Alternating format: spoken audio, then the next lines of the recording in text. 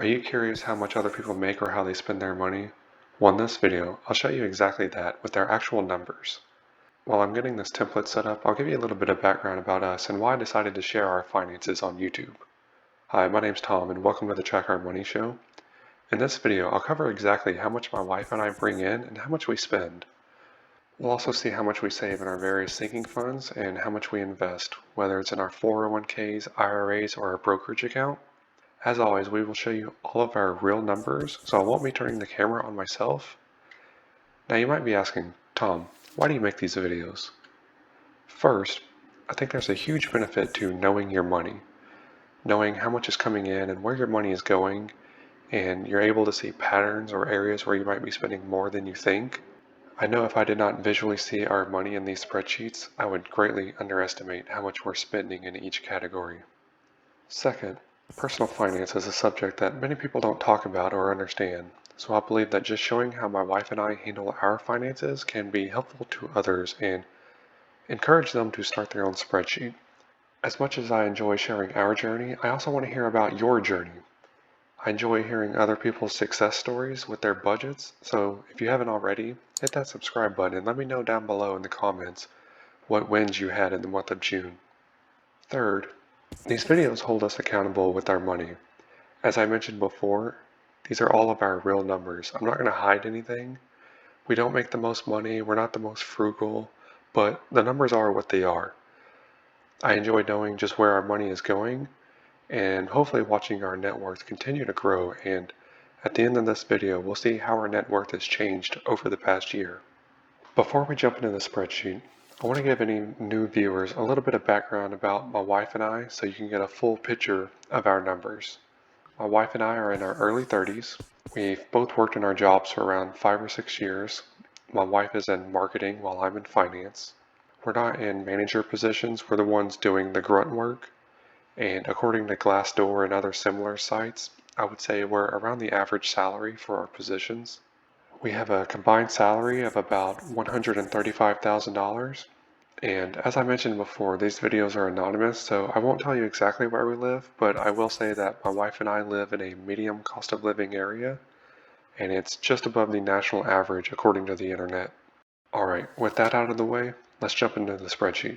We had 4 paychecks in the month of June for the amounts of $2,028, $1,617, $2,028, and $1,519.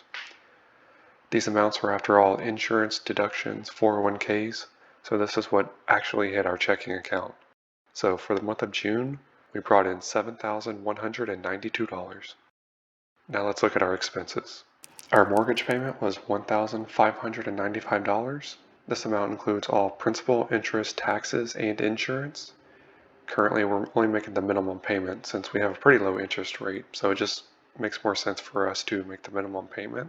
Along with our mortgage, we paid $101.50 for water, trash, and waste. This is just under our average for what we pay for water, but with summer right around the corner, I'll take a lower water bill when I can. For groceries, we spent $447. We had a Costco run this month, so that usually pushes our grocery bill a little bit higher since we stock up on paper towels, toilet paper, just all the household staples, along with the other items that we usually get from Costco. For electricity, we spent $107.53. With the more mild weather in June, we have not had to run our AC as much this month, but it's going to start heating up with summer, so I'll take these lower bills while we can get it. For internet, we spent our usual $80.41. We don't have a lot of competition in our area, so any of the deals kind of come out to about the same month over month.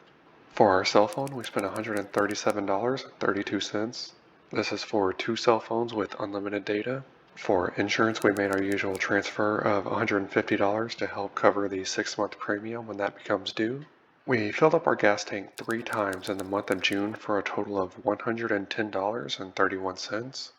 We're still trying to figure out what our new normal will be, so I'm not too worried about this being over our year-to-date average, since for the first portion of this year, we weren't driving a lot as I was working from home and my wife wasn't working. I expect once we are fully back to normal, this amount will be closer to $150 per month. For our miscellaneous expenses, I'll scroll over to our credit card transactions that I've copied in from the website. I made a little pivot table here, but I'll give you a quick scroll through.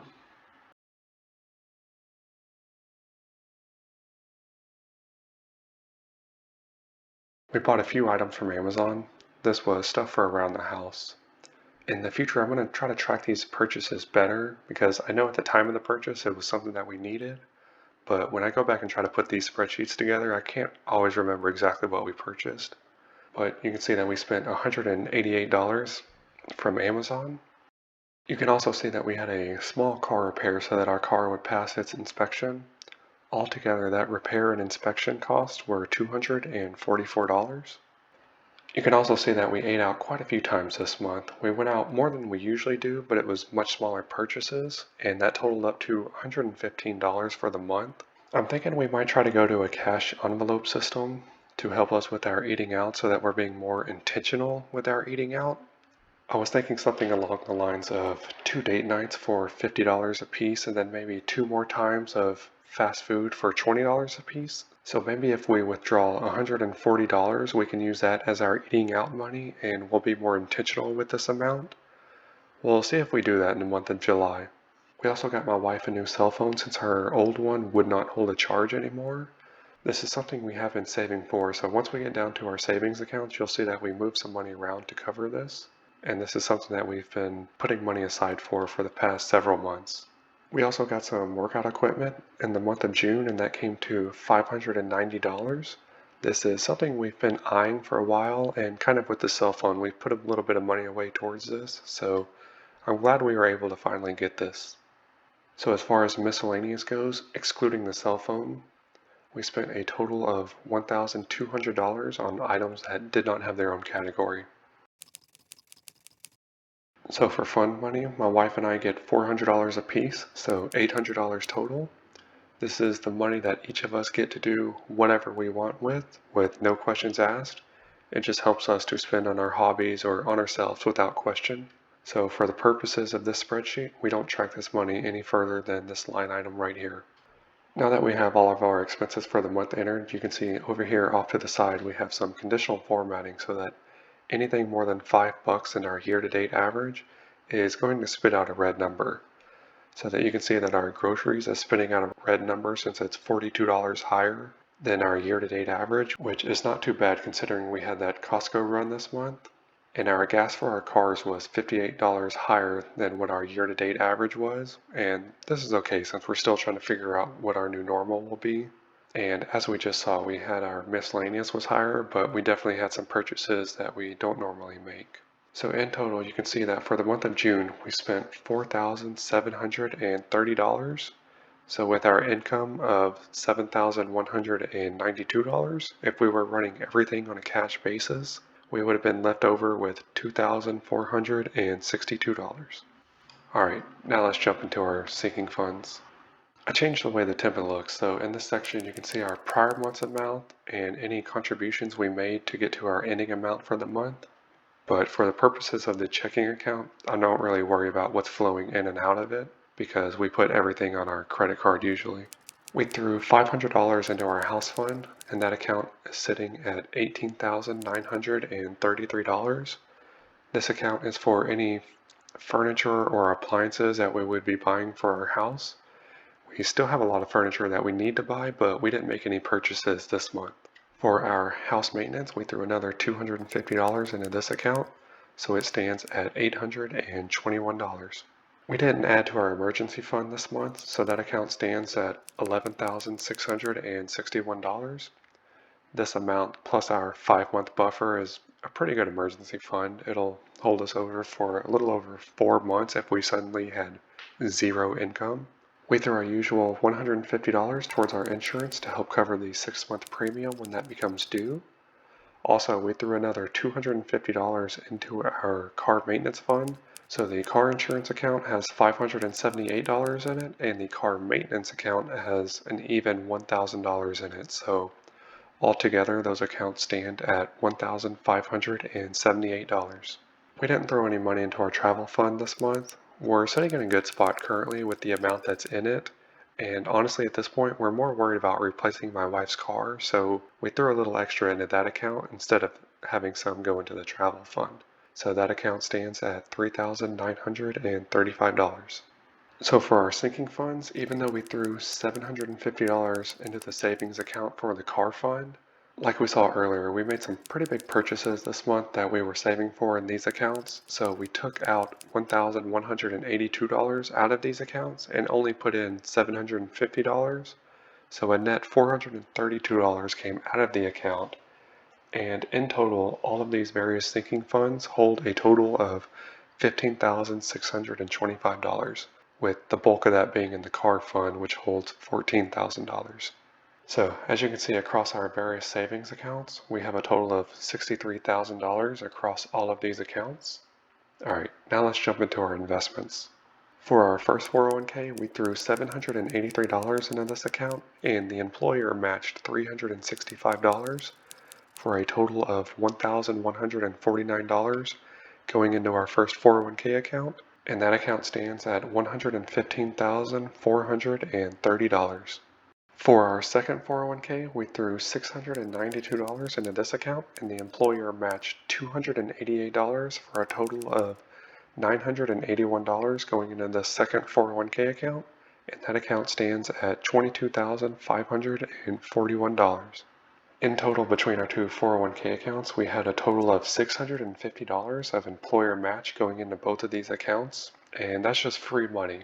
I'd recommend if you're not contributing at least to your employer match, I strongly suggest bumping your 401k up to get that employer match. For our IRAs, we threw $500 into each of those accounts, and the first one stands at $56,182, while the second one stands at $54,373. For our HSA, we threw a total of $262 into this account, and it stands at just under $19,000. We try to use our HSA as an investment account and just cash flow any items that we would have if we go to the doctor or the dentist or something like that. For the most part, our insurance covers anything preventative, so we don't usually have to pay out of pocket, but we try to cash flow that if we can to use this HSA as an investment account. We didn't throw any money into our brokerage account this month, so that account stands at $35,203. It's crazy to see that with June being such a good month in the market that even without throwing any money into this account, it still grew by $1,810. That's like an entire paycheck just in growth. Now that all of our investments are entered, you can see that we contributed a total of $3,392 into these accounts, and they stand at a total of $302,725 at the end of the month. I find it crazy that we threw just under $3,400 into the market and our accounts grew over $18,000 in this month alone. This is one of the biggest months that we've ever had. Alright, now let's check out our assets and our debt. I always try to be conservative in these spreadsheets, so now that we've officially been in our house 1 year as of June 30th, I'm going to update the value of our house in these spreadsheets. So while Zillow is showing that our house is worth somewhere between $328,000 and $381,000, Redfin is showing that our house is valued at $326,000. While these numbers are exciting and unbelievable, I'll be bumping the value of our house up just 2% just to keep up with inflation. I like to be conservative, so I'm going to be carrying a value of $306,000 in these spreadsheets. With our mortgage payment, you can see that our loan is outstanding at $236,012. You can see that of our nearly $1,600 payment, only about $400 of it is going to principal. As you can see, with all of our info entered for the month, we come to a net worth of $436,324. We cannot expect to see growth like this every month, so I try not to get too overly excited about seeing large increases because it can easily go the other direction. As you can see, over the past 12 months, our net worth has continued to go up and has hit an all-time high for us at $436,000, or over $130,000 where we were just 12 months ago. As always, everyone watching this video is going to be at a different point in their journey. Whether you are ahead of us or just starting your journey, I just want to say that my wife and I, we don't do everything right. We don't max our retirement accounts, we don't save the most money, we're not the most frugal, but I just want to show this step in our journey to show that consistency will get you there. We have a long way to go, but hopefully sharing this step will help others start tracking their finances and start or continue to invest. If you enjoy content like this and seeing how I track our finances, please hit that like button and comment below with any questions you might have. And I'll see you in the next video. Thank you.